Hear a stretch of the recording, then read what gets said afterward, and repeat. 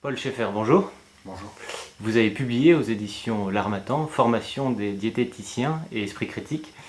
Alors pouvez-vous tout d'abord vous présenter en quelques mots, ensuite présenter votre ouvrage, s'il vous plaît.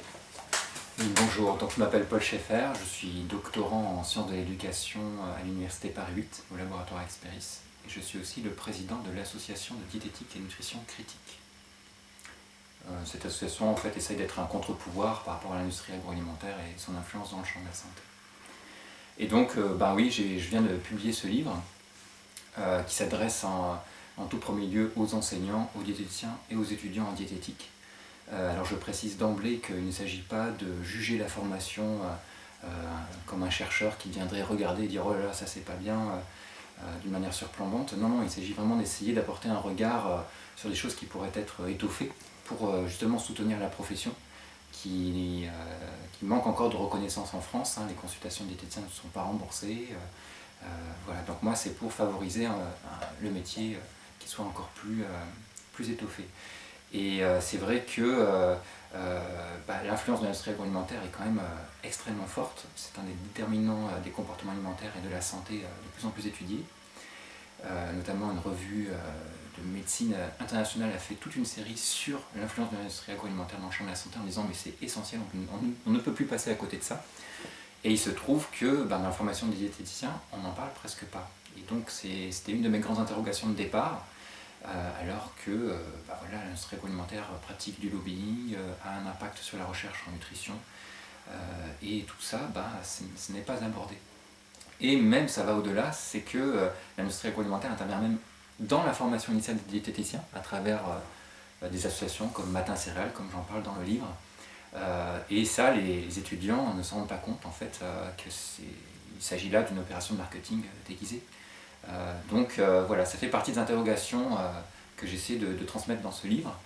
en montrant aussi ce qui se fait déjà pour favoriser cet esprit critique et cette indépendance professionnelle, car il y a certains enseignants qui ont justement développé un art pédagogique, on va dire, qui sont sortis un petit peu de la forme classique, pour essayer de favoriser plus d'implication de la part des étudiants, plus de discours, plus en valorisant aussi leur propre réflexion, en disant mais là vous pensez quoi vous de cette actualité ou de ceci, c'est important aussi ce que vous avez à dire, c'est pas que le professeur qui sait et donc il faut après recracher la parole dans les examens. Et ça je trouve que c'est très très intéressant parce que il y a une sorte de cercle vertueux que j'ai pu constater, c'est-à-dire qu'avec cette forme plus impliquante, les élèves avaient plus de plaisir à aller en cours avec cette enseignante, ils retenaient mieux, et ça en fait en sciences de l'éducation, en psychologie, on s'en rend compte que la motivation, la mémoire et la réussite vont souvent de pair,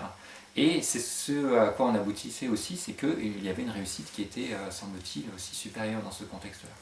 Donc